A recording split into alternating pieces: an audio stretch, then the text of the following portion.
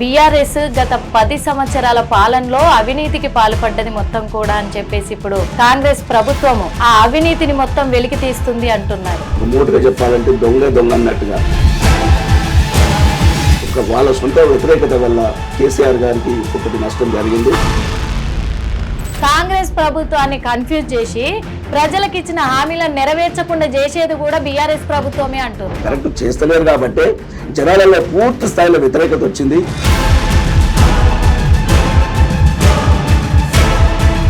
దాంట్లో వాళ్ళు అడిగిన దాంట్లో వాళ్ళు కొట్లాడిన దాంట్లో చెప్పిన దాంట్లో ఎలాంటి అబద్ధం లేదు. వీళ్ళు 6 గ్యారంటీలు.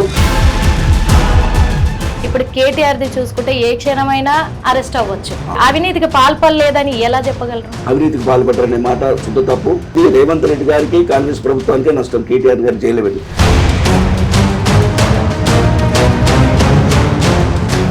కాంగ్రెస్ ప్రభుత్వం ఇచ్చిన హామీలు ఎంతవరకు నెరవేరుతున్నాయి? బస్సు వల్ల ఏ ఒక్కరికి ఉపయోగం లేదు. మా ఇంట్లో బర్రె పాలిస్తుంది కదా బిడ్డ, నేనే తీసుకొచ్చి ఉచిత బస్సు అని పాలు వేయటం, ఇవన్నీ ఈ పిచ్చోడు చేతుకొని రాయించినట్టు.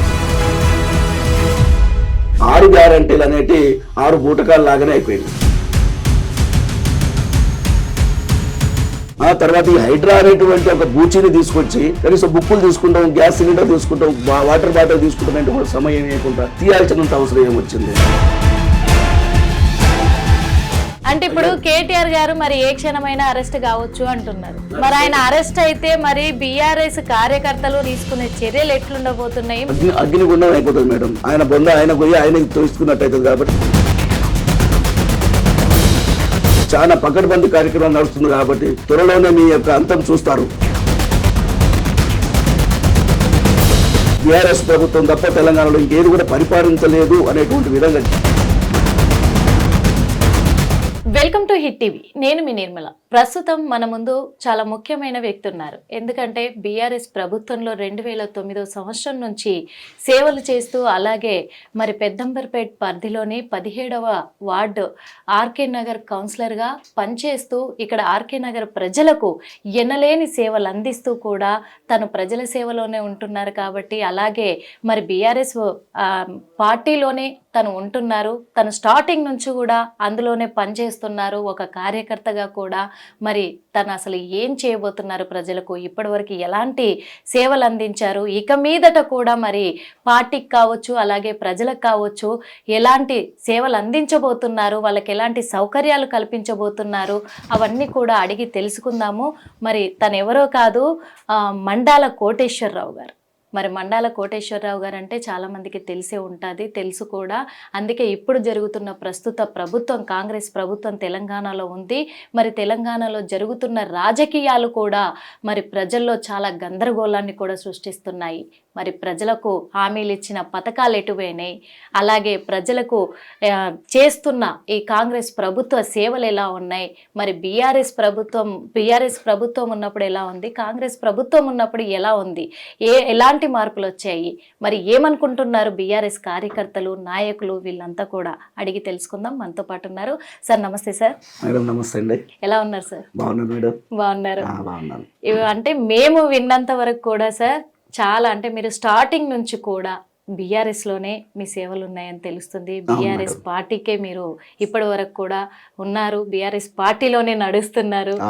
ఎందుకంటే ఇక్కడ ఆర్కే నగర్ ప్రజలందరికీ కూడా మీ సేవలు చాలా గొప్పగా ఉంటాయని కూడా మేము విన్నాము. అంతేకాదు ఇక్కడ మరి ప్రజలకు ఆరోగ్య పరిస్థితులను దృష్టిలో పెట్టుకొని కూడా మీరు ఒక హాస్పిటల్ కట్టించడం జరిగింది అని కూడా తెలిసింది. అలాగే గుళ్ళు అలాంటివి చాలా పనులు కూడా ఇక్కడ నెరవేర్చారు అని కూడా తెలుస్తుంది సార్. మరి మీ గురించి కొంచెం చెప్తే మేము మా ఛానల్ ద్వారా కూడా మేము వినాలనుకుంటున్నాం సార్. తప్పకుండా మేడం. ముఖ్యంగా హిట్ టీవీ వారికి ఉదయపూర్వక నమస్కారాలు తెలియజేస్తూ, థ్యాంక్ యూ ఆర్కే నగర్ అనేది ఆర్ కృష్ణయ్య నగర్ పేరుతో ఆర్ కృష్ణయ్య గారు పేద ప్రజలకు నిరుపేదలకు 60 గజాల జాగతో ఈ యొక్క కాలనీని నిర్మించుకుంటానికి కొంతమంది మా దగ్గర ఉన్నటువంటి లీడర్లు వారి ద్వారా ఊరికి ఒకరిని, పల్లెకు ఒకరిని, జిల్లాకు ఒకరిని తీసుకొచ్చి 60 గజాల స్థలంకై సొంత ఇంటి కలకై ఇక్కడ రావడం జరిగింది.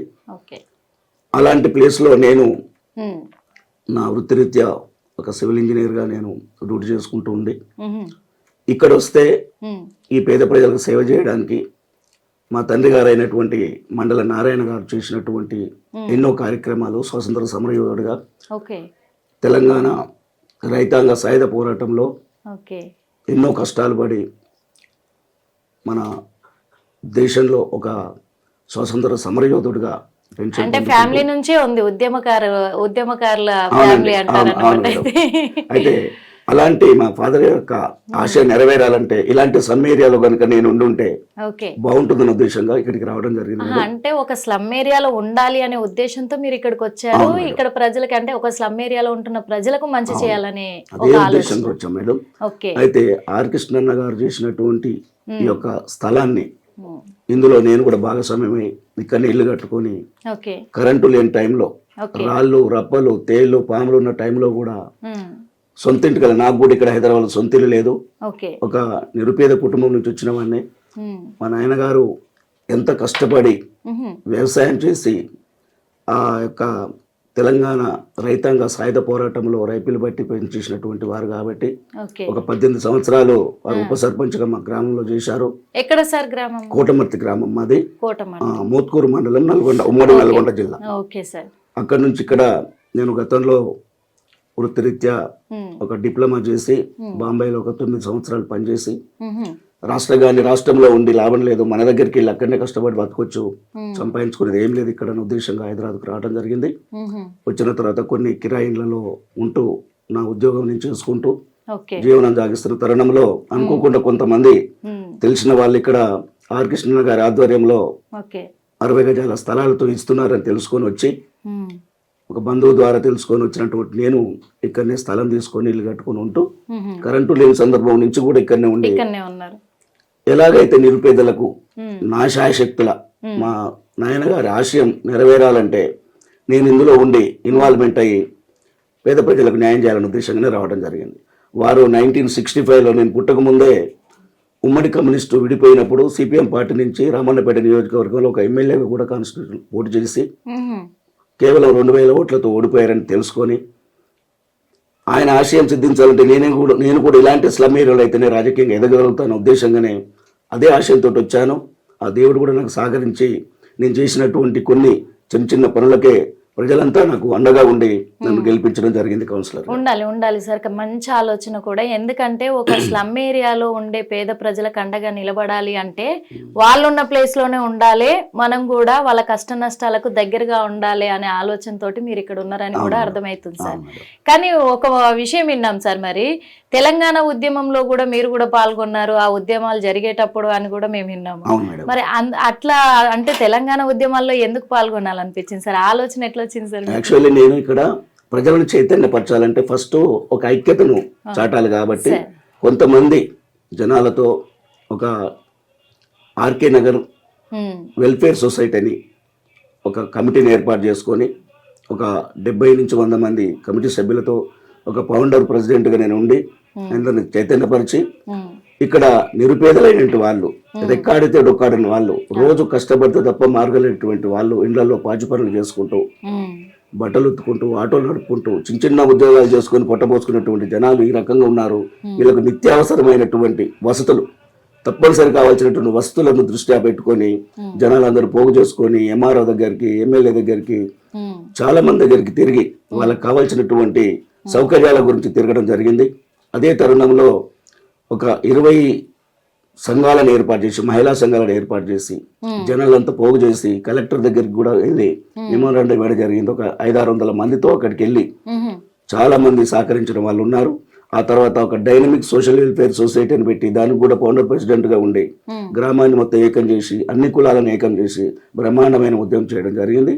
అందులో భాగంగానే మాకు స్టార్టింగ్ లో గ్రామ పంచాయతీగా కొద్ది ఓట్లు ఉన్నటువంటి ఆర్కే నగరు రాను ఒక నగర పంచాయతీగా ఏర్పడి అప్పుడు కూడా నేను పోటీ చేయడం జరిగింది. కాకపోతే స్టార్టింగ్ కాబట్టి ఇక్కడ ఉన్నటువంటి బడ భూస్వాములు, పెట్టుబడి పెత్తందారులు, డబ్బులు కోట్ల రూపాయలు ఉన్నటువంటి వాళ్ళు కాబట్టి వాళ్ళతో తట్టుకోలేక నేను అప్పుడు ఓడిపోవడం జరిగింది. స్టార్టింగ్ లో ఓడిపోయినా కూడా అదే ఇంకా 5 సంవత్సరాలు కంటిన్యూగా ప్రజలతో మమేకమై ఉండి వాళ్ళ కష్ట నష్టాలు చూస్తూ చిన్న అవసరాలను తీరుస్తూ ఇక్కడే ఉండి ఏదైతే నగర పంచాయతీ తర్వాత మున్సిపల్ అయిందో ఆ మున్సిపల్లో కూడా నేను ఒక కౌన్సిలర్గా ఎదగడానికి బ్రహ్మాండంగా నన్ను ప్రజలు మెజార్టీతో గెలిపించారు కాబట్టి ఆర్కే నగర్ అభివృద్ధి లక్ష్యంగా నేను రావడం జరిగింది కాబట్టి ఆర్కే నగర్లో కనీసం నా వంతు మున్సిపల్ ఫండ్ ద్వారా కానివ్వండి వెల్ఫేర్ ద్వారా తీసుకొచ్చి ఏ రకంగా అయితే కోటేశ్వరరావు వచ్చిన తర్వాత ఈ రకంగా అభివృద్ధి చెందింది అని నేను కాదు చెప్పుకోవడం, వాళ్ళు చెప్పే రకంగా ఉండాలనే ఉద్దేశంగా నేను పనిచేయడం జరిగింది మేడం. పని అయితే చేస్తున్నారు సార్, అందుకే మేము కూడా విన్నాము. అంటే ఇక్కడ ఆర్కే నగర్లో మరి మీరు ఒక కౌన్సిలర్గా అయినాకనే మరి కొన్ని సేవలు అయితే అందుతున్నాయి, కొన్ని అయితే ఏర్పాట్లు చేశారని కూడా తెలిసింది మాకు కూడా. అంటే ఎలాంటివి చేసి ఉంటారు సార్? మేడం నేను స్టార్టింగ్లే కౌన్సిలర్ గెలవగానే ఏదైతే అంబేద్కర్ స్టాచ్యూ ఉందో ఆర్కే నగర్లో ఆ స్టాచ్యూ వెనకాల స్థలము గతంలోనే చిన్న చిన్న రోడ్లు పెట్టినటువంటి ఏరియాను పెద్ద రోడ్డు ఉండాలి, కబ్జా కాకుండా ఉండాలని స్టార్టింగ్ లోనే అదొక అంతకుముందు ఉన్న 12 ఫీట్లకి ఇంకా 6 ఫీట్లు చేసి 18 ఫీట్ల సీసీ రోడ్ వేయడం జరిగింది. ఆ తర్వాత మెయిన్ రోడ్ లో ఓన్లీ ఒక 50-60 ఫీట్ ఉన్నటువంటి రోడ్ను వైనింగ్ చేసి ఎమ్మెల్యే మంచిరెడ్డి కిషన్ రెడ్డి గారి ద్వారా ఆ యొక్క రోడ్డు వైనింగ్ చేసి రోడ్డు వెడల్పు చేసి 24 ఫీట్ల సీసీ రోడ్డును బ్రహ్మాండంగా తట్టికాన నుండి ఇక్కడి వరకు వేయడం జరిగింది సీసీ రోడ్డు. ఆ తర్వాత ప్రజలంతా మరిపేలికి ఒక 2 కిలోమీటర్లు, అన్నారం ఒక 2 కిలోమీటర్లు వెళ్ళి రేషన్ తెచ్చుకోవడానికి ఇబ్బందులు పడుకుంటా, ఎందుకంటే అంత కష్టపడే వాళ్ళు ఉంటే కొంతమందికి బైకులు ఉండవచ్చు అప్పుడంతలో, కానీ ఇబ్బంది ఉన్నటువంటి సందర్భంలో మహిళలందరూ అంత దూరం వెళ్ళి ఆ మూటలు ఎత్తుకొని వస్తుంటే చూసి అబ్బో ఇట్లయితే ఇబ్బంది అవుతుందనే ఉద్దేశంగా ఎమ్మెల్యే గారి సహకారంతో మా దగ్గర స్థానిక నాయకులు సీనియర్ నాయకులు అనంతల వెంకటేశ్వర రెడ్డి గారి సాయంతో మన సిడిఎంఏ వారిని కలిసి ఏదైతే డిపార్ట్మెంట్కి సంబంధించినటువంటి వాళ్ళందరినీ కలిసి రేషన్ షాప్ ఇక్కడ ఉంటేనే బాగుంటుందని ఇదే ఆర్కే నగర్లోనే రేషన్ షాప్ తెప్పించి పెట్టడం జరిగింది. ప్రజలు ఇప్పుడు సంతోషంగా అన్నారం వెళ్లకుండా మరిపల్లి వెళ్లకుండా ఇక్కడి నుంచే తీసుకొని కొంత లబ్ధి పొందుతున్నారు కాబట్టి ప్రజలు ఆ రేషన్ షాప్ పెట్టినందుకు చాలా సంతృప్తిగా ఉన్నారు కాబట్టి నేను కూడా ఒక హ్యాపీగా ఫీల్ అవుతున్నాను. అదే రకంగా సీసీ రోడ్లే కాదు, మెయిన్ రోడ్ కాకుండా లోపల ఇంటర్నల్ రోడ్స్ కూడా సీసీ రోడ్ ద్వారా దాదాపు ఇప్పటి వరకు 2.5-3 కోట్ల రూపాయల వర్క్స్ చేయించాం. అయితే ప్రజలకు కష్టపడి పని చేసి వచ్చే వాళ్ళంతా పండుగల కన్నా కనీసం సంతృప్తిగా ఉంటారు కాబట్టి వనస్థలి హిల్స్ రోడ్లో ఉన్నటువంటి ఒక టెంపుల్ ప్లేస్ ఉంది. దాన్ని అంతకుముందు 400-500 ఉన్న జాగను అది వనస్థలి హిల్స్ కు సంబంధించిన వెంచర్లకు సంబంధించిన వాళ్ళది కాబట్టి వాళ్ళతో మాట్లాడి దాన్ని 2250 గజాల స్థలానికి ఇంప్రూవ్మెంట్ చేసి ఇంకా పెద్దగా చేసి దాని చుట్టూ కాంపౌండ్ వాళ్ళు పెట్టి ఇక్కడ సెంటర్ నుంచి లోపల వరకు 4 ఇంచ్ వాటర్ లైన్ తీసుకెళ్లి అక్కడ ఒక సంపు కట్టించి పేద ప్రజలు బతుకమ్మ పండుగకు బతుకమ్మలు వేసుకోవడానికి ఒక సంపు కట్టించి ఇక్కడి మున్సిపల్ వాటర్ కానీ బోర్ వాటర్ కానీ ఆ సంపులోకి వెళ్ళేటట్టు చేసి వాటర్ వసతి కూడా అక్కడ కల్పించడం జరిగింది. అలాంటి విషయాలను దృష్టిలో పెట్టుకుని ప్రజలంతా చిన్న ఆర్ఎంపీ డాక్టర్ల ద్వారా బయట హాస్పిటల్స్కి వెళ్ళటము చాలా ఇబ్బంది పడుతున్నటువంటి తరుణంలో ఎలాగైతే బాగుంటుందని ప్రభుత్వం గతంలో కూడా హెల్త్ డిపార్ట్మెంట్ ద్వారా బస్తీ దవాఖానాలు వస్తున్నాయని తెలిసి ఎమ్మెల్యే గారితో అడిగి ఆ హెల్త్ డిపార్ట్మెంట్ వాళ్ళని పిలిపించి దాదాపు 13 లక్షల రూపాయలు కేటాయించి గతంలో ప్రభుత్వం స్థలమే కాబట్టి కొంత స్థలం ఉన్నటువంటి ఆ ప్లేస్లోనే బస్తీ దవాఖానా నిర్మించాం.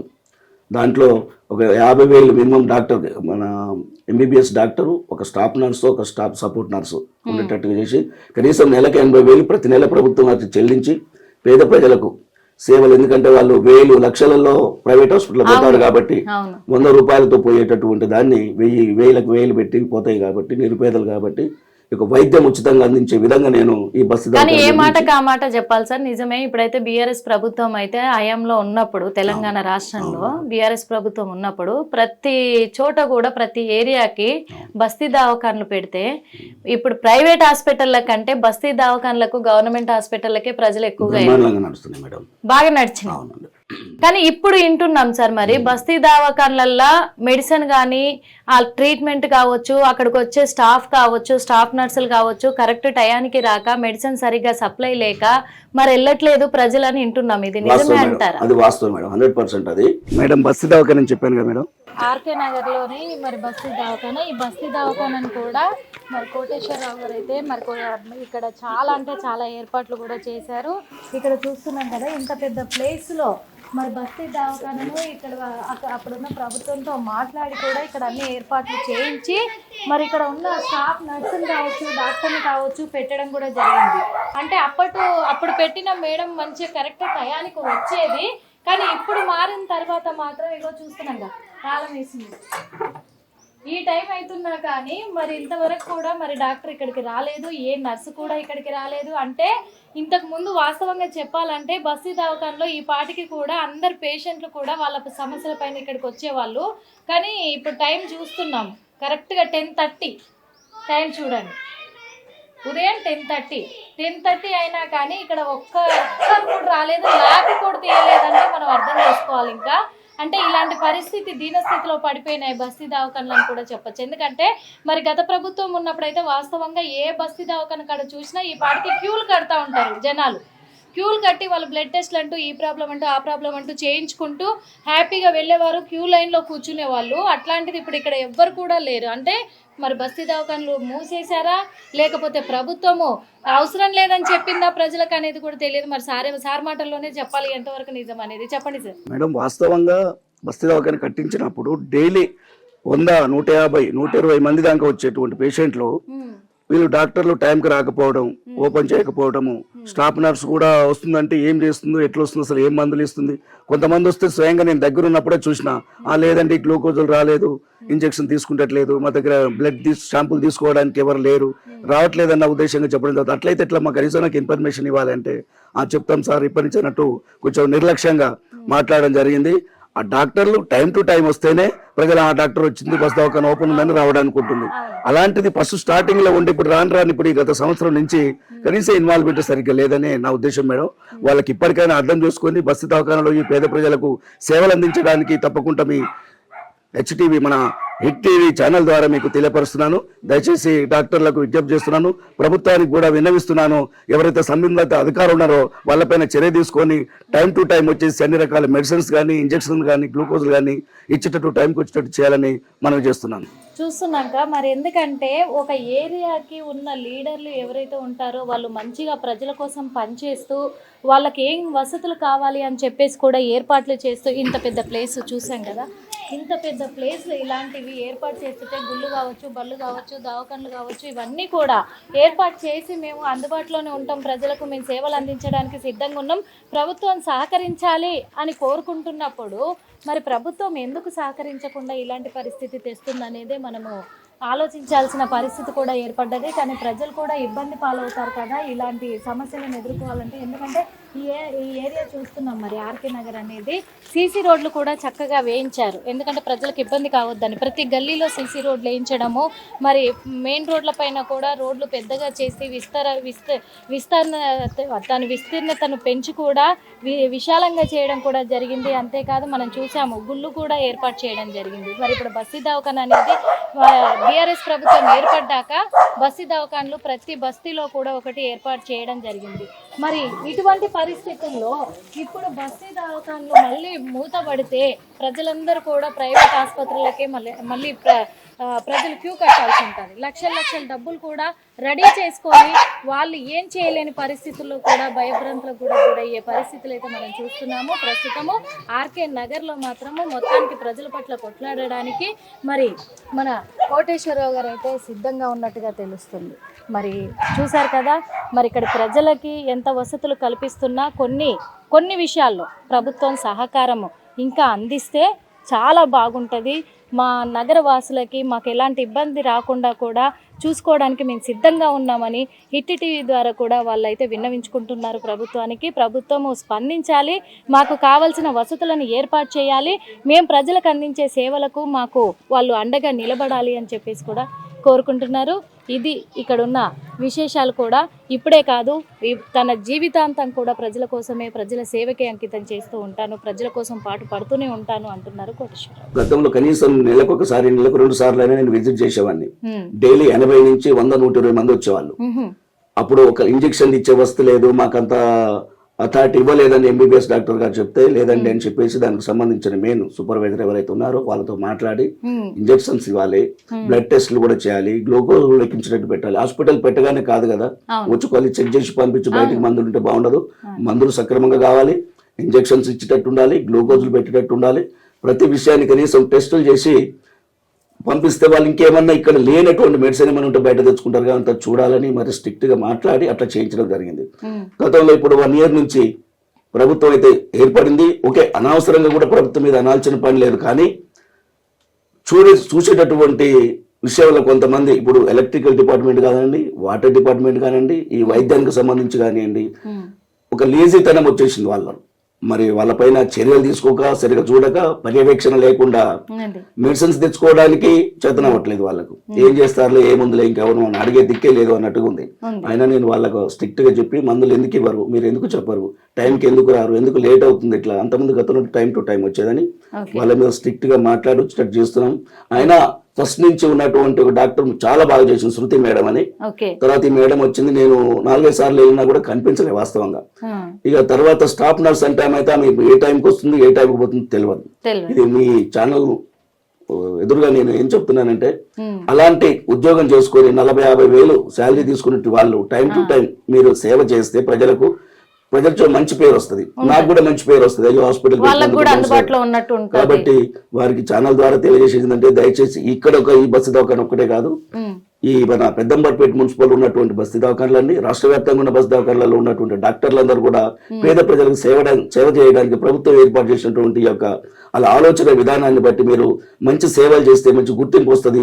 ఈ ప్రస్తుతం ఉన్న ప్రభుత్వానికి కూడా మంచి పేరు వస్తుంది. కాబట్టి దయచేసి మీరందరూ టైం టు టైం వచ్చి పేద ప్రజలకు సేవలు అందించాలని కోరుతున్నాం. నేను ఇది ఇంతవరకు బాగుంది సార్, ఎందుకంటే ప్రభుత్వం మారినా కానీ ప్రజలకు మాత్రం, ఆర్కే నగర్ ప్రజలకు మాత్రం మీరైతే అందుబాటులోనే ఉండి సేవలు అయితే ఎట్టి పరిస్థితుల్లో కూడా ఆగకూడదని ముందుబడైతే చేయిస్తున్నారు. బాగుంది సార్. ఇంకా రాజకీయ ప్రస్థానానికి వస్తే, ఇప్పుడు ప్రస్తుతం జరుగుతున్న ఈ రాజకీయం, తెలంగాణ రాష్ట్రంలో జరుగుతున్న రాజకీయం కాంగ్రెస్ వర్సెస్ బీఆర్ఎస్ జరుగుతుంది. బాగా కాంట్రవర్సీ కూడా వెళ్తుంది. ఒకరిపైన ఒకరు పోటీలా, కక్షపూరితాలా, వ్యక్తిగత కక్షలు అంటారా, ఏమంటారో తెలియదు. కానీ మరి ఏం జరుగుతుంది అనేది కూడా మీరే చెప్పాల్సింది. ఎందుకంటే మరి బీఆర్ఎస్ గత 10 సంవత్సరాల పాలనలో అవినీతికి పాల్పడ్డది మొత్తం కూడా అని చెప్పేసి ఇప్పుడు కాంగ్రెస్ ప్రభుత్వము ఆ అవినీతిని మొత్తం వెలికి తీస్తుంది అంటున్నారు.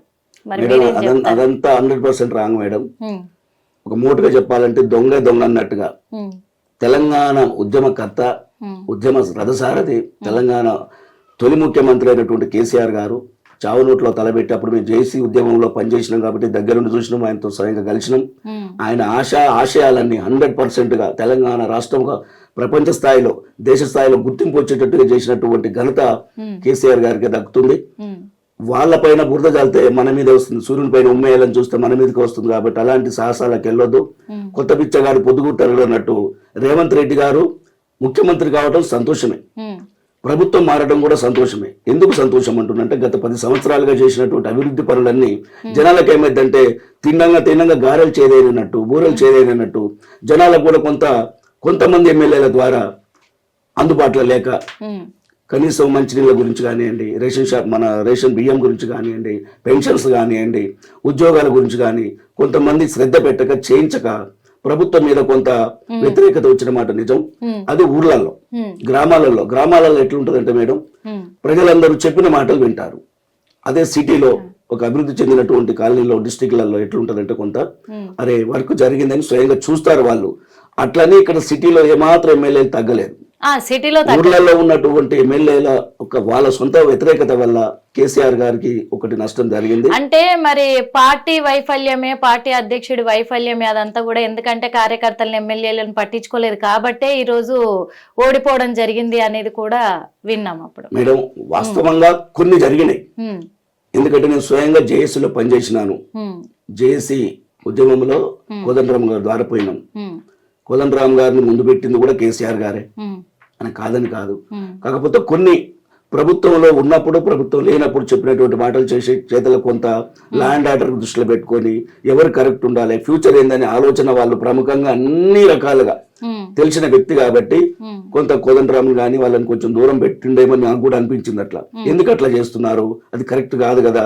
మరి ఎమ్మెల్యేలను కనీసం లోకల్లో జరిగేటువంటి మాటలు బట్టి, జనాలను బట్టి వాళ్ళ కొద్దిగా ఇన్స్ట్రక్షన్ ఇచ్చి, సార్ ఇది ఇట్లా కాదు అట్లా కాదని చెప్పేసి కొద్దిగా మార్పు వచ్చేటట్టుగా ఎందుకు చేయరు? అధికారంలో ఉన్నాం కాబట్టి మేమేం చేసిన నడుస్తుంది అనేది ఏ ప్రభుత్వంలో కూడా మంచిది కాదు. కొన్ని చిన్న తప్పిదాలు జరిగినాయి. అలాంటి కాకుండా సామాన్య కార్యకర్తలు, సిపిఐ పార్టీలలో పనిచేసిన వ్యక్తులుగా మా ఫాదర్ గాని, మా అన్న గాని, ఒక ఊరికి 12-10 మంది కార్యకర్తలు ఉంటే ఫస్ట్ నుంచి లాస్ట్ 10 కాదు 20-30 సంవత్సరాలు ఉన్నటువంటి కార్యకర్తలు ఉంటారు. అలాంటి బీఆర్ఎస్ పార్టీలో, టీఆర్ఎస్ పార్టీలో ఉన్నటువంటి కార్యకర్తలను దృష్టిలో పెట్టుకొని, ఒక చెట్టుకు వేర్లు ఎట్లా ఉంటుందో బలము, పార్టీకి కూడా కార్యకర్తలు ఎట్లా బలం. అలాంటి కార్యకర్తలకు మంచి చేసుకుంటూ చెప్పుకుంటూ బలంగా ఉండేటటువంటి కార్యకర్తలను పెట్టుకొని ఊరి అభివృద్ధి కొరకు ప్రజల యొక్క పేద ప్రజలకు అభివృద్ధి చేసేటట్టు వాళ్ళని దగ్గర పెట్టుకొని కార్యకర్తలను కొంచెం విస్మరించడం, ఏదో మీటింగులు ఉంటే తప్ప మీటింగులు వెళ్లకుండా గుర్తింపు లేకుండా ఎవరు పని చేస్తున్నారు ఎవరు కష్టపడుతున్నటువంటి ఆలోచన లేకుండా కొన్ని జరగడం వల్ల ప్రాబ్లం అయింది తప్ప ఇది లోకల్ ఎమ్మెల్యేలు లోకల్ ఉన్నటువంటి జిల్లా నాయకులు మండల నాయకులు వాళ్ళ వల్ల జరిగింది తప్ప కేసీఆర్ గారి ద్వారా తప్పు అనేది 100% జరగలేదు మేడం, జరగలేదు. అసలు అంతకుముందు గతంలో చేసినటువంటి ప్రభుత్వాలకు కేసీఆర్ గారికి చూస్తే మామూలు డెవలప్మెంట్ మేడం. మీరు చూస్తున్నారు, జనాలకు కూడా అందరికీ తెలుసు, ఇంకా ఇంతకంటే ఎక్కువ చేస్తాడేమన్న ఆలోచనతోటి కొంతమంది ఊర్లలో ఉన్నటువంటి వాళ్ళు ఓట్లేక ప్రభుత్వం మారింది. కానీ ఒకవేళ ఎమ్మెల్యేలు కొద్దిగా తగ్గినా ప్రభుత్వం మొత్తం 100% బీఆర్ఎస్ ప్రభుత్వం ఉంటుంది. ఒక తెలంగాణ రాష్ట్రంలో కాదు, ఒక మొత్తం దేశవ్యాప్తంగా ఒక ప్రధానమంత్రి స్థాయికి వెళ్ళేటటువంటి రాజకీయ చెప్తున్నారు సార్. అసలు డెవలప్ బాగా జరిగింది, మామూలు డెవలప్మెంట్ కాదు అని అంటున్నారు. కరెక్టే. అంటే నేను అంటే ప్రజల మాటే నేను అడుగుతున్నాను, ప్రజలది కావచ్చు అలాగే ప్రతిపక్షాలది కావచ్చు అడుగుతున్నాను. ఏంటంటే ఇప్పుడు మరి 10 సంవత్సరాల పాలన అంత గొప్పగా ఉన్నప్పుడు వాస్తవంగా చెప్పాలంటే మరి కేసీఆర్ గారి కూతురు కవితక్క జైలుకి వెళ్ళడం కానీ, ఇప్పుడు కేటీఆర్ది చూసుకుంటే ఏ క్షణమైనా అరెస్ట్ అవ్వచ్చు. మరి తన మీద కూడా ఈ ఫార్ములా కేసు అనేది ఒకటి బయటకు వచ్చింది. దాంట్లో కూడా అవినీతికి పాల్పడ్డట్టుగా కూడా నేను రుజువు చేసి చూపిస్తా అని ఇప్పుడైతే రేవంత్ రెడ్డి అయితే గట్టిగా సవాల్ ఇస్తున్నాడు. అది కూడా చూస్తున్నాం. మరి దీని వెనకాల ఆమెకి జైలుకి వెళ్ళడం కావచ్చు, త్వరలో ఈయన కూడా వెళ్ళే ఇదిలో ఉన్నారు కాబట్టి మరి అవినీతికి పాల్పడలేదని ఎలా చెప్పగలరు? 100% అవినీతి చేయాల్సిన అవసరం వాళ్ళకి లేదు మేడం. వాళ్ళు ఏదైతే ఉద్యమ పరంగా వచ్చి తెలంగాణ సపరేట్ అయితే మన బతుకులు బాగుపడతాయి, ఉమ్మడి ఆంధ్రప్రదేశ్ లో ఎన్నో రకాల మొత్తం పేదలు కానివ్వండి ధనికులు కానివ్వండి అన్ని వర్గాలు అన్ని కులాల ప్రజలంతా ప్రాబ్లంలో ఉండి ఇబ్బందులు పడుతున్నారు. కాబట్టి మన రాష్ట్రం మనకు వస్తే, మన నీళ్లు మనకు, మన నిధులు మనకు, మన ఉద్యోగాలు మనకు వస్తాయి అన్నటువంటి లక్ష్యంతో వాళ్ళు చేసినటువంటి పోరాటం అజరామరం. వాళ్ళ పైన ఏమాత్రం బండాలు వేసిన వేస్ట్ మేడం. కేసీఆర్ గారు కానివ్వండి, కేటీఆర్ గారు కానివ్వండి, కవిత గారు కానివ్వండి, కవిత జాగృతి అనేటువంటి ఉద్యమం ద్వారా బతుకమ్మలను తెరపైకి తెచ్చి వాళ్ళకి ఎందుకు మేడం, వాళ్ళకి ఫస్ట్ నుంచి ఆస్తిపాస్తులు ఉన్నాయి, కష్టపడి పైకి వచ్చిన వాళ్ళకి ఏదో లక్షల కోట్లు కావాలి, అవినీతికి పాల్పడ్డారనే మాట శుద్ధ తప్పు. ఆమెను జైల్లో వేయటమే ఒక బూటకం. కేంద్ర ప్రభుత్వం కొంత కేసీఆర్ గారి మీద ఆయనను కొంచెం వ్యతిరేకించడం, మీరు కరెక్ట్ చేయట్లేదని అడగటం వల్ల లేనిపోని వీళ్ళ మీద అబ్బండాలేసి కవిత గారిని అరెస్ట్ చేశారు. ఇప్పుడు రేవంత్ రెడ్డి కూడా కొత్తగా వచ్చి అనవసరంగా కేటీఆర్ గారిని జైల్లో పెడితే ఆయనకే నష్టం. అది ఇది రేవంత్ రెడ్డి గారికి కాంగ్రెస్ ప్రభుత్వానికే నష్టం. కేటీఆర్ గారిని జైల్లో పెట్టినా కడిగిన ముత్యంలాగా వాళ్ళకు బయటకు వస్తారు. ఎలాంటి అనుమానం అనేది లేదు. 100% వాళ్ళు చేస్తున్నటువంటి పనులు, చేసినటువంటి పనులు రాబోయే రోజులలో ప్రజలు కూడా ఇంకా గుర్తిస్తారు. 100% మళ్ళీ కేసీఆర్ గారి ప్రభుత్వమే మళ్ళీ బీఆర్ఎస్ పార్టీ ముఖ్యమంత్రి అవుతారు. తెలంగాణ రాష్ట్రము చాలా మంచిగా అభివృద్ధి చెందుతారని నేను అనుకుంటున్నాను. మరి ఇప్పుడు ఈ పెద్దంబర్పేట పరిధిలో ఆర్కే నగర్ ప్రజలకి మరి ఇప్పుడు కాంగ్రెస్ ప్రభుత్వం ఇచ్చిన హామీలు ఎంతవరకు నెరవేరుతున్నాయి అంటారు? మేడం, పెద్దంబర్పేటే కాదు, మన రంగారెడ్డి జిల్లా కాదు, తెలంగాణ రాష్ట్ర వ్యాప్తంగా కూడా చెప్పినటువంటి మాటలు ఏవి కూడా ఇంతవరకు అమలు కాలే మేడం. ఫ్రీ బస్ అని పెట్టారు కానీ దాని వల్ల చాలా మంది మనం మీడియాలో చూస్తున్నాము, సోషల్ మీడియాలో చూస్తున్నాము, బస్సు వల్ల ఏ ఒక్కరికి ఉపయోగం లేదు. అనవసరమైనటువంటి పని అది. ఆర్టీసీకి అనవసరంగా నష్టం కలిగించినట్టు అది. మేడం, ఏం చేయాలి దానికంటే? మరి వాళ్ళకి ఎందుకు ఆలోచనలు వస్తలేవో?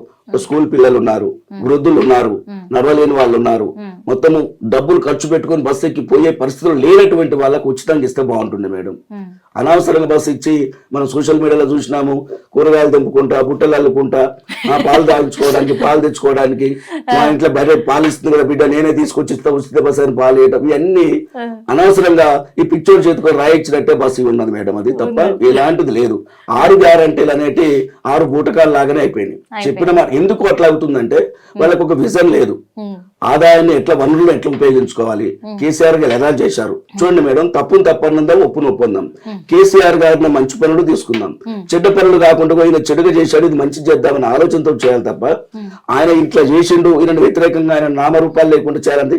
ఇప్పుడు మనకు అసెంబ్లీ ఏదైతే కట్టారు మేడం, అంత బ్రహ్మాండంగా మనకు దేశ స్థాయిలో ఉన్నటువంటి పేరును ప్రఖ్యాతులు కావడానికి కట్టియటము, కాళేశ్వరం కట్టియటము, మన యాదాద్రి జిల్లాలో యాదగిరి లక్ష్మీనరసింహస్వామి టెంపుల్ కట్టియడము, రోడ్లు కానివ్వండి, ఫ్లైఓవర్స్ కానివ్వండి, బస్తీ దవాఖానాలు కానివ్వండి, కేసీఆర్ కిట్ కానివ్వండి, 1 2 మేడం, వేల కొద్ది పథకాలు అడగనటువంటి ఏ పేద ప్రజలు అడిగినట్టు వాడు యొక్క అంటే పథకాలన్నీ ఇప్పుడు అమలు మరి చేసి- కాంగ్రెస్ ప్రభుత్వం కూడా మూసీ సుందరీకరణ అని చెప్పేసి మరి హైదరాబాద్ డెవలప్మెంట్ కోసమే మరి హైడ్రాన్ తీసుకొచ్చేసి మూసీ సుందరీకరణ మొదలు పెట్టింది. మరి అట్లనే చూసుకున్నట్లయితే ఇప్పుడు సినిమా రంగంలో జరుగుతున్న అవి అంటే వాళ్ళు సెలబ్రిటీలు రావడం వల్ల కూడా ఇట్లా ఫ్యాన్స్ కూడా ఇబ్బంది పడుతున్నారు, వాళ్ళకు కూడా ఇలాంటివి జరగకుండా ఉండాలంటే చర్యలు చేపడుతున్నామన్నారు. డ్రగ్స్ నియంత్రణ అంటున్నారు. మరి ఇవన్నీ కూడా ఏర్పాటు చేస్తున్నాము. గత ప్రభుత్వం ఉన్నప్పుడు స్కూళ్ళల్లో అవినీతికి పాల్పడి మంచి వాళ్ళకు పోషకాహారము అందించే ఆహారం ఏది కూడా పెట్టలేదు, అందుకు మేము ఇప్పుడు మొత్తం కూడా మెనూ మార్చేసినాము, వాళ్ళకు మంచిగా ఫుడ్ పెడుతున్నాము అని చెప్పేసి కూడా అంటే కాంగ్రెస్ ప్రభుత్వం మొత్తం మార్పు తీసుకొచ్చింది అని అంటున్నారు. ఉద్యోగాలు కూడా 50,000 ఉద్యోగాలు ఇచ్చినామని చెప్తుంది. మరి ఇప్పుడు బీఆర్ఎస్ ప్రభుత్వం కంటే ఇప్పుడు కాంగ్రెస్ ప్రభుత్వం మంచిగా చేస్తలేదంటారా? మరి ఎక్కడ చేస్తుంది మేడం? ఉద్యోగాలు నోటిఫికేషన్ ఇచ్చిందే కేసీఆర్ గారు. లాస్ట్కి వచ్చి ఇది మూటుకుంటుంది చెప్తే ఆ మాట చెప్పాలో లేదో గాని ఒక బిడ్డని కనడానికి కన్న తర్వాత ముద్దాడటానికి వీళ్ళు వచ్చారు అంతే. ఓకే, బిడ్డను కనడానికి కష్టపడి ఒక బిడ్డను పోషించడానికి బయటకు వచ్చిన తర్వాత ముద్దాడటానికి వీళ్ళు వచ్చారు అనిపిస్తుంది. ఎందుకంటే అది మూటు మాట మేడం, అనొచ్చలేదో. ఎందుకంటే నా మనసులో బాధ ద్వారా కాంగ్రెస్ ప్రభుత్వం 100% గతంలో రాజశేఖర రెడ్డి గారు ఉన్నప్పుడైనా అన్ని పథకాలు తీసుకొచ్చారు. 108 అనేది బ్రహ్మాండమైనది, ఇప్పటికది బ్రహ్మాండంగా నడుస్తుంది. కేసీఆర్ గారు కాంగ్రెస్ ప్రభుత్వాన్ని కానీ టీడీపీ ప్రభుత్వాన్ని కానీ ఎన్నడూ కూడా విమర్శించలే, కక్ష సాధింపు చర్యలకు పాల్పడలే. కేసీఆర్ గారు చేసినటువంటి పనులు ఏతున్నాయో పాత పథకాలను వినియోగిస్తూనే ఉపయోగిస్తూనే కంటిన్యూ చేస్తూనే కొత్త పథకాలకు వేల కొద్ది పథకాలను తీసుకొచ్చి ఒక తెలంగాణ బ్రాండ్ ఇమేజ్ ని తీసుకొచ్చారంటే 100% కేసీఆర్ గారు. దానికి ఐటీ రంగంలో ఒక ఐటీ మంత్రిగా వారు చేసినటువంటి సేవలు ఎనలేనివి. తెలంగాణ ఆడపడుచులకు బతుకమ్మల చీరలు మరి కానీ కేసీఆర్ ను బయటికే రానియని ఇంకా భూస్థాపితం చేస్తా ఆ ఫామ్ హౌస్ లోనే ఇంకా పరిమితం అయిపోవాలని చెప్పేసి రేవంత్ రెడ్డి గారు అంటున్నారు. దీనికి మీరేం చెప్తారు? మేడం ఖాళీ అదే ఇంతకుముందే చెప్పాను, సూర్యునిపై ఉమ్మేస్తే మన మీదనే పడుతుంది, ఆయన మీద రాయాల్సిన అవసరం లేదు. ఈయన పతనానికే చేసుకుంటుండు. ఆయనను పక్కకు పెట్టండి, ఆయన చేసినాయి. నీకు 5 సంవత్సరాల కేసీఆర్ గారు ఏం పథకాలు తప్పు చేశాడు అవన్నీ ఒప్పు చేయండి, మంచిగా చేయండి, కొత్త పథకాలు తీసుకురండి. మీరు ఇచ్చిన 6 గ్యారంటీలలో కనీసం మీరు మహిళలకు 2,500 చొప్పున ప్రతి నెల ఇస్తామని చెప్పారు. 12,000 రూపాయలు ఆడపడుచులకు ఇస్తామని చెప్పారు. ఇప్పుడు అంటున్నారు, సంవత్సరం అయింది. ఏదైతే నిరుద్యోగ భృతి ఇస్తానని చెప్పారు. ఆ తర్వాత కరెంటు బిల్లుల గురించి ఉచితంగా కరెంట్, కళ్యాణ లక్ష్మి, షాదీ ముబారక్, ఇలాంటి తులం బంగారం అనేది కాదు కదా, ఉన్నదో సరిగ్గా ఇవ్వట్లేదు. నాకు తెలిసి చాలా మంది నోట వింటున్నాను, సోషల్ మీడియాలో కూడా వింటున్నాను. నేను డైలీ నిన్న సార్ నిన్న మా ఊరు నుంచి వస్తున్నా, పక్కన బైక్ మీద 2 అబ్బాయిలు పోతున్నారు. అయితే అతను అడుగుతున్నాడు వెనకాల కూర్చున్న అబ్బాయిని. అంటే అప్పుడు మేము కారు కూడా ఆపుకోవాల్సి వచ్చింది. అబ్బాయిని అడుగుతుండు, అరే పెళ్ళయింది కదా, మరి నీకేమన్నా కళ్యాణ లక్ష్మి వచ్చిందారా, మరి ఇచ్చిరారా, మరి అప్లై చేసినవా, ఎట్లా ఏంది, ఎందుకంటే నేను అప్లై చేసిన నాకు ఇంతవరకు ఏం చెప్తలేరు అని అన్నాడు. అంటే వెనకాల కూర్చున్న అబ్బాయి అంటున్నాడు, ఎక్కడ కళ్యాణ లక్ష్మి రాదు, అప్లై చేసినామో ఆ పాము కూడా ఏడబడేసిరు, కళ్యాణ లక్ష్మి లేదు ఏది లేదు, ఇంతకు ముందు అన్న బాగుండే. అంటే నేనేదో బిఆర్ఎస్ ప్రభుత్వాన్ని పొగుడుతున్నాను కాదు, విన్నా నేను చెవులారా. అందుకు నేను అడుగుతున్నా, మరి మీ అంటే ఈ ఆర్కే నగర్ ప్రజలకి మరి ఈ కళ్యాణ లక్ష్మి రావడానికి గానీ, కరెంటు బిల్లు గానీ, 500 గ్యాస్ గానీ ఇవన్నీ అమలు పరిచేటప్పుడు మరి ఇక్కడంటే హైదరాబాద్ లో రైతు బంధు, రైతు బీమా ఏం లేవు, సరే రుణమాఫీలు లేవు, అక్కడ ఊర్లలో రుణమాఫీలు ఉన్నాయి. మరి ఈ నగర ప్రజలకి ఈ హామీలన్నీ కూడా నెరవేర్చడానికి మీరెట్లా పోరాడబోతున్నారు? గ్రామాలలో రుణమాఫీ అనేది ఒక జరగచ్చు మేడం, 30 to 40%. మేము మొత్తం చేసినా అయిపోయింది అంటారు, అది పూర్తి కాలేదు. ఏదైతే వీళ్ళకి ఇక్కడ కళ్యాణ లక్ష్మి, షాదీ ముబారక్ కూడా చాలా మంది అప్లికేషన్ పెట్టుకున్న వాళ్ళే చూస్తున్నారు. అప్పుడు గతంలో నేను నా చేతి ద్వారానే మా ఆర్కే నగర్ లోనే ఎగ్జాంపుల్ చెప్తాను, బయట అవసరం లేదు, దాదాపు కొన్ని 100 మందికి నేను కళ్యాణ లక్ష్మి కానీ, షాదీ ముబారక్ కానీ, తర్వాత సీఎం మన రిలీఫ్ ఫండ్ కానివ్వండి, అలాంటి మొత్తం ఎమ్మెల్యే గారి ద్వారా అప్లికేషన్ పెట్టిన వెంటనే వస్తే వాళ్ళకి ఇమీడియట్ గా చెక్కులు ఇచ్చి, చాలా ప్రభుత్వం ద్వారా చేయని పని లేదు మేడం. నేను కౌన్సిలర్గా రానప్పుడు కూడా చాలా వరకు ఎమ్మెల్యే గారితో నేను ఇన్వాల్వ్మెంట్ అయి ఉండి ఇక్కడ పెన్షన్స్ విషయంలో కానివ్వండి, ఈ తర్వాత వీళ్లకు కళ్యాణ లక్ష్మి, షాదీ ముబారక్ కానివ్వండి, దాదాపు 10 ఏళ్ల నుంచి కంటున్నటువంటి ప్రభుత్వంలో చేయని పని అంటూ లేదు మేడం. కాంగ్రెస్ ప్రభుత్వం కూడా ఆయనను ఒక మంచి ఆలోచనతో చేసింది కేసీఆర్ గారు అని ఆయనను ఆశయంగా తీసుకొని పనులు చేస్తే తప్ప ఏదో ఆయన మీద బుర్ర జల్లినంత మాత్రాన మీకు ఒరిగేది లేదు, నష్టపోతారు మీరే. రాబోయే ఇంకా 4 సంవత్సరాలు ఉంది, 4 సంవత్సరాలు ఇంకా 2 సంవత్సరాలు కూడా నడిచే ప్రభుత్వం నడుస్తుందా? ఇంకా తెల్లారితరక రేపు ఒక ముఖ్యమంత్రి మాట్లాడంటున్నారు, తనే జైలు కూడా పోవచ్చు. కేటీఆర్ గారిని జైల్లో పెట్టి కేసీఆర్ గారిని బయటకు వెళ్ళనియను, లేకుండా చేస్తా, నామరూపాలు లేకుండా చేస్తా అంటే అంబేద్కర్ విగ్రహం మేడం, ఆయన చేసిన ఆశయము ఏదైతే అంబేద్కర్ విగ్రహం కావాలో మాకు 125 ఫీట్లదని ఎవరన్నా అడిగారా? ఎవరు అడగలేదు. అసెంబ్లీ కావాలని అడిగారా, కాళేశ్వరం కావాలని అడిగారా, గుడి కావాలని అడిగారా, అడగక ముందే అన్ని చేసినటువంటి వ్యక్తి. తెలంగాణ బ్రాండ్ ఇమేజ్ చేసిన వెంటనే కేసీఆర్ గారు. ఐటీ రంగంలో కోట్ల లక్షలాది రూపాయలు తీసుకొచ్చి చేసేటువంటి వారు కేటీఆర్ గారు. ఈ బతుకమ్మ చీరలు కానివ్వండి, ఈ బతుకమ్మ చీరలు కనీసం సరే మీరు ఏదో అంతకుముందు 100 రూపాయలు 200 రూపాయలు ఇస్తే అయిపోతే చీర పెట్టే బదులు అన్నారు. ఇప్పుడు ఉచితంగా ఒక గిఫ్ట్ లాగా ఏంటంటే గుండు సూది ఇచ్చినా కూడా గిఫ్టే. సరే కొంతమంది ఎగ్నెస్ట్ పార్టీ వాళ్ళు, కొంతమంది పడరాని వాళ్ళు ఇది ఇట్లా చీర ఇట్లుంది, అది అట్లుంది, ఇట్లా ఇచ్చారు అన్నమాట వాస్తవం కొన్ని జరిగినాయి. కానీ ఏదైనా చెడు దృష్టితో చూడవద్దు. ఇచ్చేటువంటి దాన్ని ఒకే సంతోషంగా ఇప్పుడు కొన్ని కోట్ల రూపాయలు. ఆ బతుకమ్మ చీరలు అనేటివి అంటే మాకు ఒక మహిళగా అంటే నేను ఒక మాట చెప్తున్నా, పైసలు ఇవ్వడం వేరు, చీర పెట్టడం వేరు. చీర అనేది పుట్టింటి సారే అంటారు మన తెలంగాణ సాంప్రదాయం. అందుకు ఆ పుట్టింటి సారేగా ప్రభుత్వం నుంచి అందించారు. ఆ విషయంలో నేను కూడా ఈ కాంగ్రెస్ ప్రభుత్వానికి అయితే మేము కూడా ఒక మహిళగా నేను సపోర్ట్ చేయలేను కూడా. ఎందుకంటే పైసలు ఇస్తాము అని అంటే గనక అది తప్పు అయిపోతుంది కూడా. ఒక మహిళని గౌరవించినట్టు కూడా కాదు అది. పైసలతోటి ఏదో వాళ్ళని కొన్నట్టుగా ఇదిగా కూడా అనిపిస్తుంది. అంటే ఇప్పుడు ఏమంటారు అంటే కొంతమంది, అది ప్రతిపక్షాలు కావచ్చు, మరి కాంగ్రెస్ కి సపోర్ట్ చేసే ప్రజలు, లేకపోతే నార్మల్ ప్రజలు కావచ్చు, ఏమంటారు అంటే బిఆర్ఎస్ నాయకులు కూడా, కార్యకర్తలు కూడా ఇప్పుడు చేస్తున్న ధర్నాలు ఎన్నో ఉన్నాయి.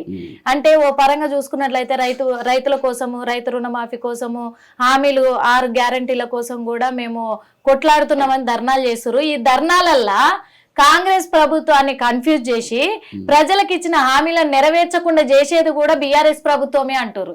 అదంతా అబద్ధం మేడం. ఇప్పుడు 6 గ్యారంటీలు నెరవేరని మాట నిజము, ముమ్మాటికి నిజం. అయ్యో మరి మేము మళ్ళీ వచ్చేసారి కూడా మేమే ప్రభుత్వం ఉంటాం, నేను కంటిన్యూగా చేస్తాననుకుంటే ఆలోచనను ఒకేసారి మళ్ళీ తెలంగాణ ఏమైపోతుంది. కాంగ్రెస్ ప్రభుత్వం వచ్చింది, గతంలో జనాలకు చెప్పారు చూడండి మీరు ఆలోచించి నిర్ణయించుకుని ఓటేయండి అని చెప్పారు. వాళ్ళు కొన్ని తప్పిదాలు చేసుకొని ఓట్లు మారిపోయినాయి. అయ్యో ఆగమైపోయిన తర్వాత కదా, ఇదివరకు మన ఉమ్మడి ఆంధ్రప్రదేశ్ లో ఆగమైనటువంటి తెలంగాణనే బాగు చేయడానికి 10 ఏళ్ళు పట్టింది. మళ్ళీ ఏమైపోతుందో ఇప్పటి నుంచే మనం అడగండి, చెప్పండి, కొట్లాడండి, ఈ పథకాలే లేకుండా అయిపోతాయి, ఇబ్బందుల పాలవుతామని ఉద్దేశంగా వాళ్ళు అడుగుతున్నారు తప్ప దాంట్లో వాళ్ళు అడిగిన దాంట్లో వాళ్ళు కొట్లాడిన దాంట్లో చెప్పిందంటే ఎలాంటి అబద్ధం లేదు. వీళ్ళు 6 గ్యారంటీలు నడిపించండి, సక్రమంగా చేయండి ఎందుకు అడుగుతారు? పని చేసిన తర్వాత అడగడానికి ఎందుకు వెళ్తారు? వాళ్ళు ఎవరికి అవసరం లేదుగా. పని సక్రమంగా చేసినట్టు ఎవరు కూడా అడగడానికి కూడా, మాట్లాడడానికి వేయడానికి క్వశ్చనే ఉండదు కదా మేడం. కరెక్ట్ చేస్తలేరు కాబట్టి జనాలలో పూర్తి స్థాయిలో వ్యతిరేకత వచ్చింది. ఇప్పుడు సర్పంచ్ ఎలక్షన్లు పెట్టకపోవడము కారణం అదే. అయ్యో నేను ఇట్లా చేస్తున్నా. ఆ తర్వాత ఈ హైడ్రా అనేటువంటి ఒక బూచిని తీసుకొచ్చి ముందర పెడితే నాలాలు ఉన్నాయి, నాలా సుందరీకరణ చేయాలి 100%. కానీ సుందరీకరణ దగ్గరికి వెళ్ళాలంటే ఫస్ట్ ఆలోచించాలి.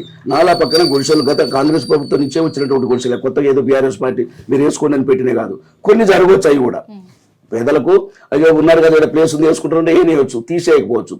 దాన్ని మీరు ఆలోచించి ఏం చెప్పాలంటే ఫస్ట్ పేద ప్రజలకు మొత్తం నోటీసులు ఇచ్చి అయ్యా చూడండి మన బ్రాండ్ ఇమేజ్, తెలంగాణ ఇమేజ్ని పెంచాలంటే సుందరీకరణ చేయాలి.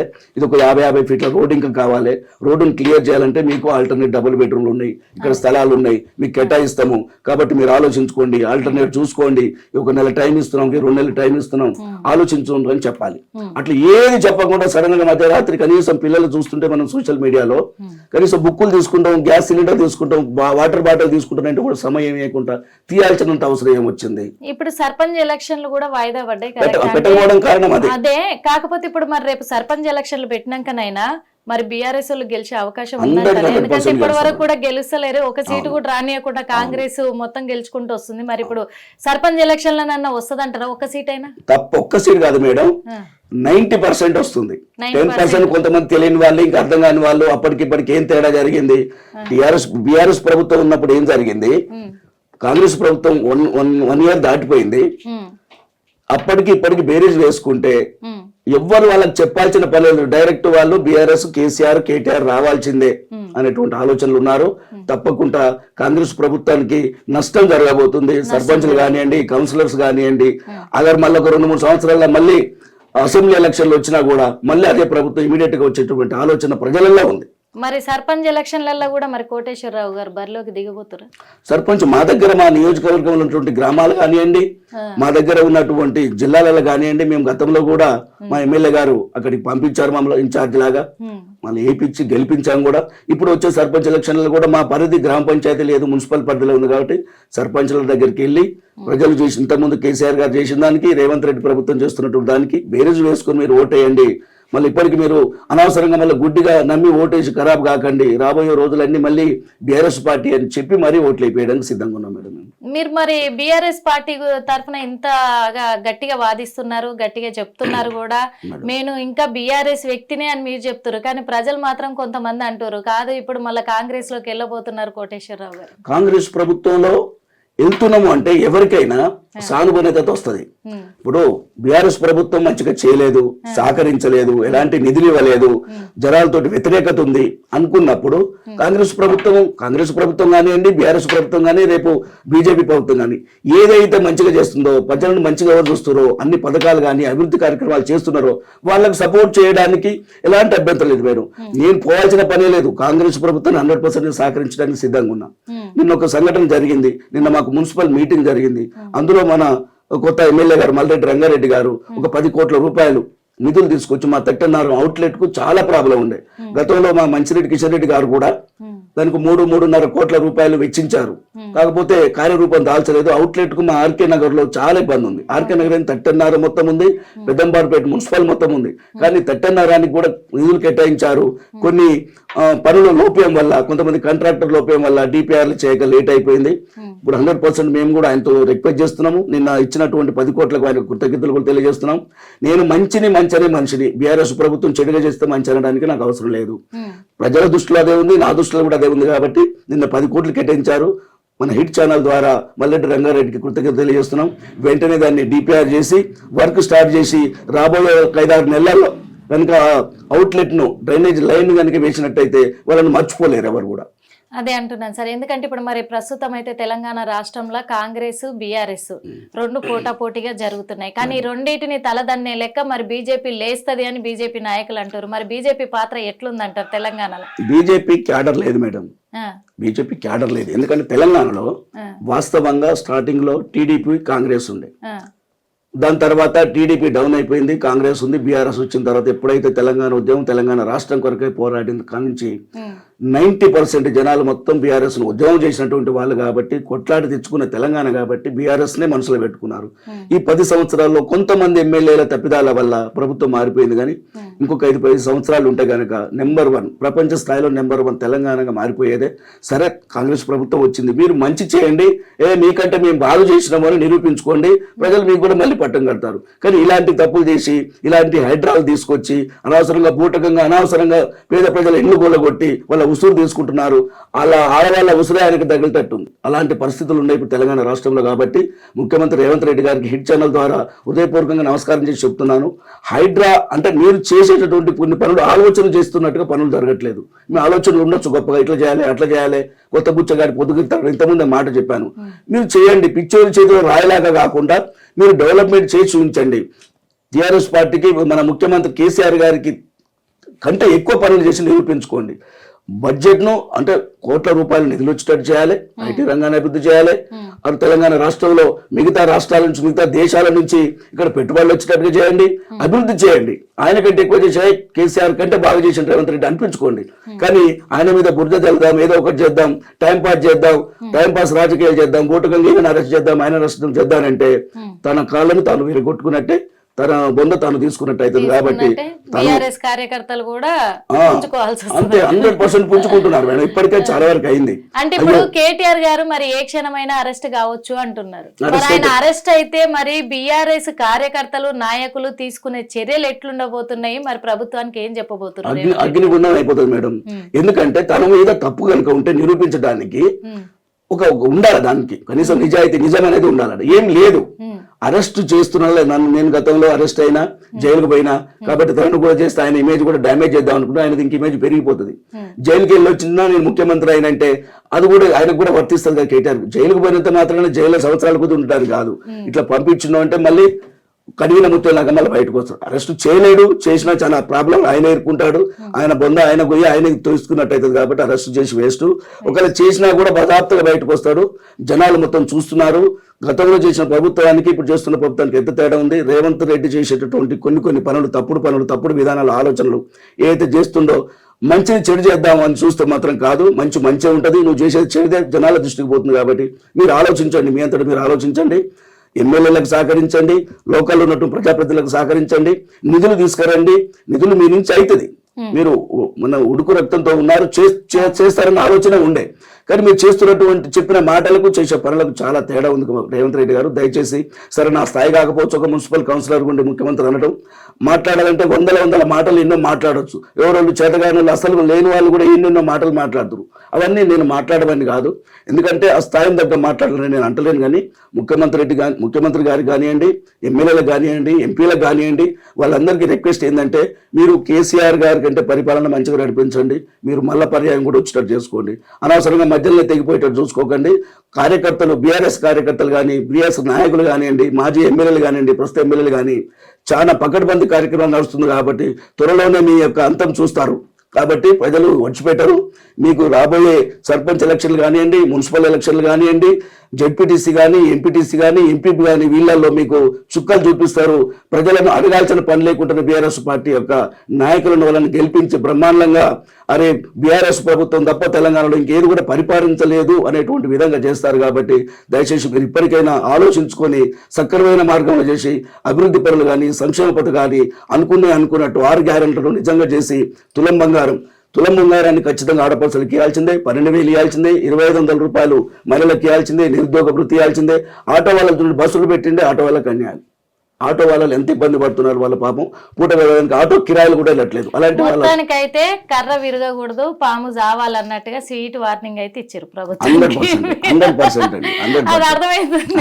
ఎందుకంటే అంత రెబల్ గా కాకుండా స్వీట్ గా మంచిగా వార్నింగ్ ఇచ్చేసారు. లాస్ట్ గా చివరిగా ఒక క్వశ్చన్ అడుగుతున్నాను సార్, మరి ఆర్కే నగర్ కాలనీ వాసులకి ఇంకా కోటేశ్వరరావు గారి సేవలు ఎలా ఉండబోతున్నాయి, ఎలాంటి సేవలు ఇంకా అందించబోతున్నారు? మేడం, మాకు ఇప్పుడు నిన్న జరిగిన మీటింగ్ లోనే కేటాయించారు.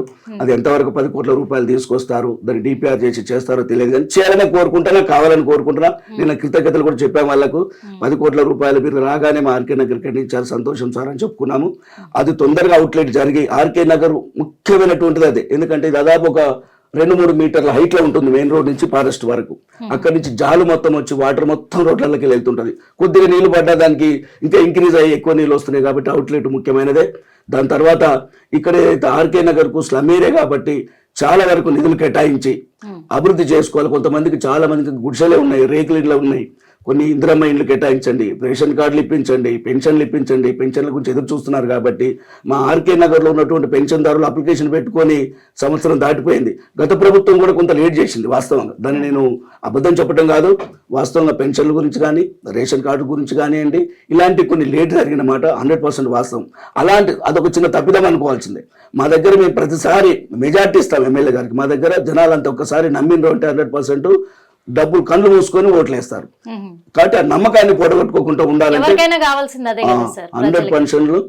100% పెన్షన్స్ కానివ్వండి, ఈ కళ్యాణ లక్ష్మి, షాదీ ముబారక్ కానివ్వండి, ఈ కేసీఆర్ కిట్ లాంటిది ఏదైనా ఉపయోగం చేసి గర్భిణీ స్త్రీలతో బాధపడుతున్నారు. అయ్యో కేసీఆర్ ఉన్నాగా మాకు మగ పిల్లగాడు పుడితే 12,000, ఆడపిల్ల పుడితే 13,000 వచ్చేది, కేసీఆర్ కిట్ వచ్చేది, దాంట్లో పౌడర్లు ఇవి ఎన్నో రకాలు పెట్టి ఆలోచించని విషయాలు మొత్తం ఆలోచించి కేసీఆర్ గారు చేసినటువంటి మంచి పనులను మీరు పక్కకు పెట్టకండి.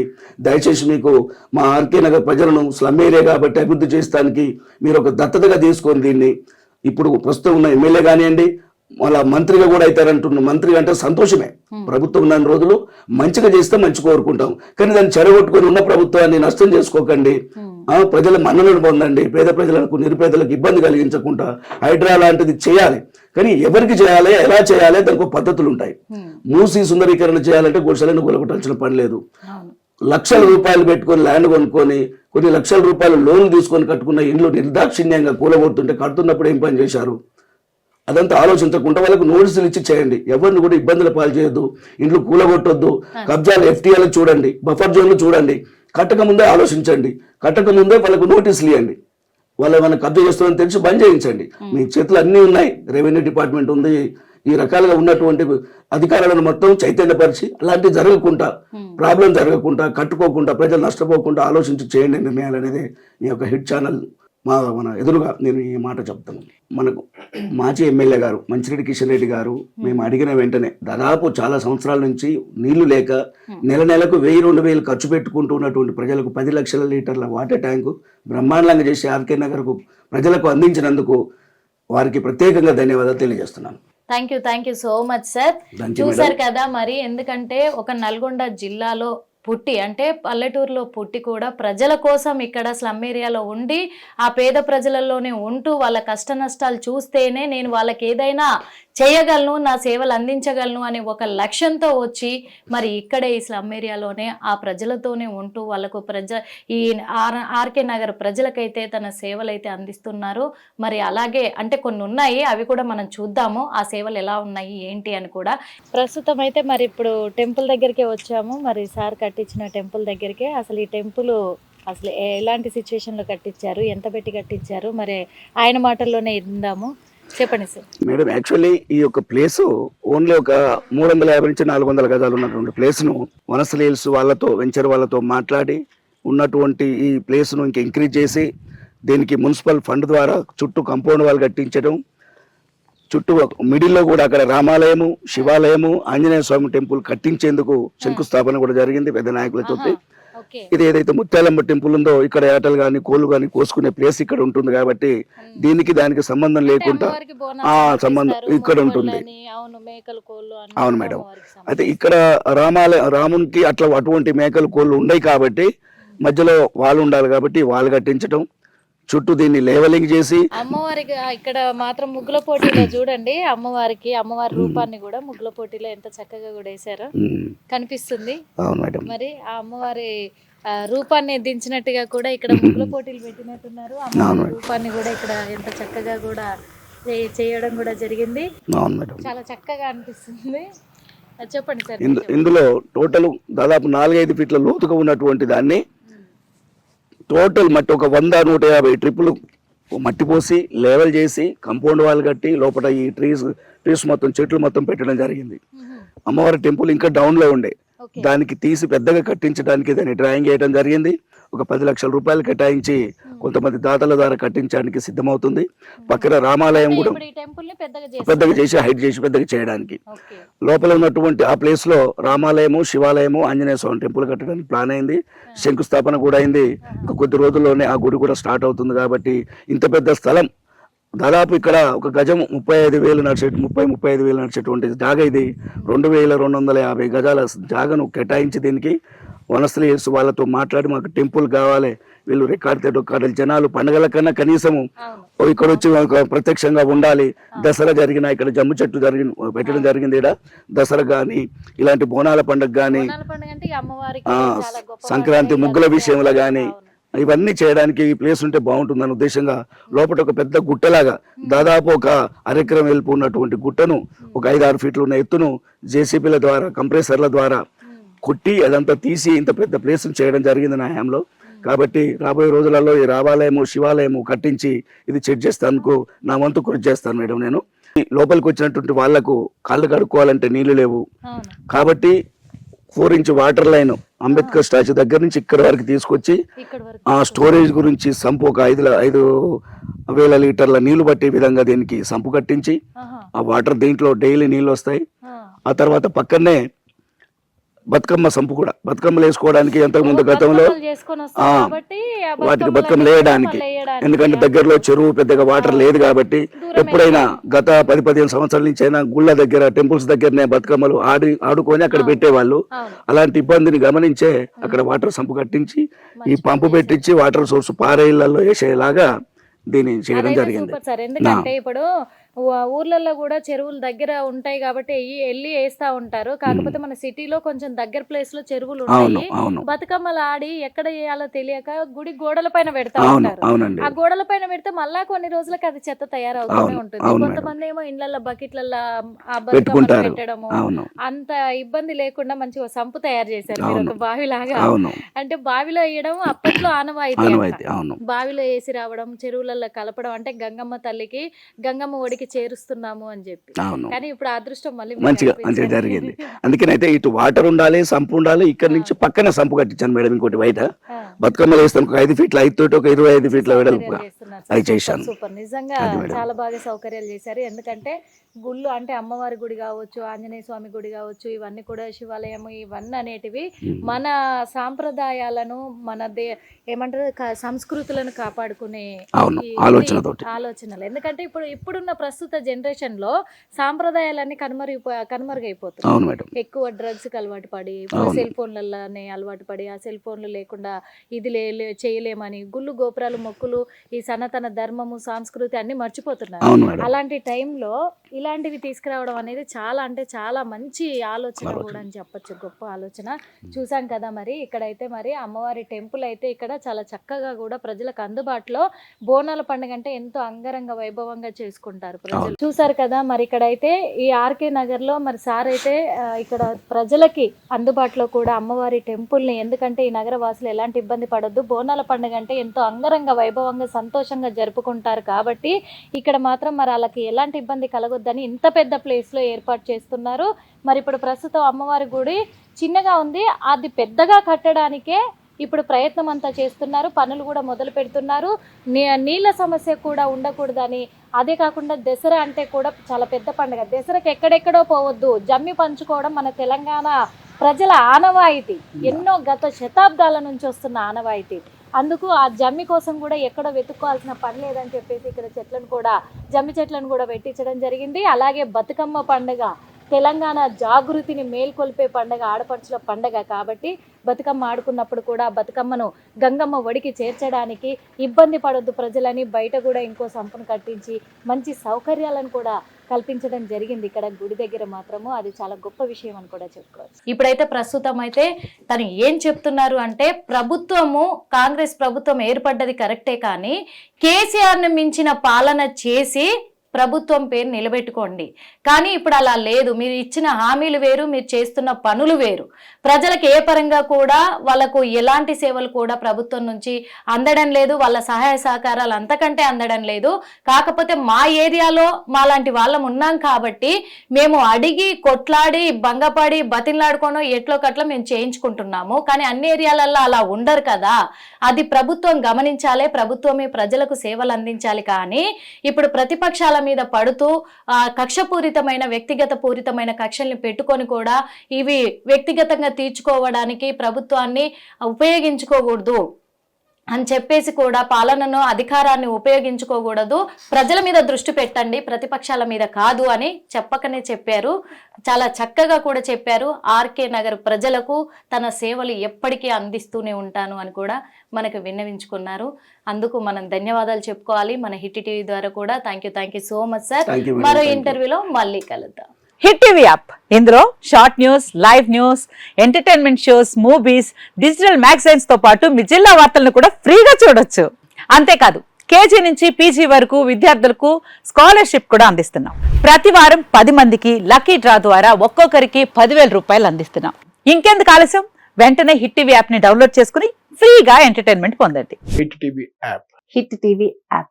Please download hit TV app. Hit TV app ని ఫ్రీగా డౌన్లోడ్ చేసుకుని ఎంజాయ్ చేయండి. మీకు నచ్చిన ఎంటర్టైన్మెంట్ కోసం హిట్ టీవీ యాప్ ని ఫ్రీగా డౌన్లోడ్ చేసుకుని ఎంజాయ్ చేయండి. హిట్ టీవీ యాప్ ని డౌన్లోడ్ చేసుకుని ఆస్వాదించండి, ఆశీర్వదించండి. ఇంతమంది సెలబ్రిటీలు హిట్ టీవీ యాప్ ని డౌన్లోడ్ చేసుకోండి అని చెప్తున్నారంటే ఎంత మంచి యాప్ ఆలోచించండి.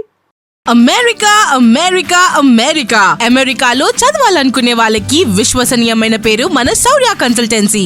UK లో 1 year masters. UK లో 1 year masters. 2 years work permit up to 5 years visa. Contact Saurya Consultancy. Contact 89851 89851.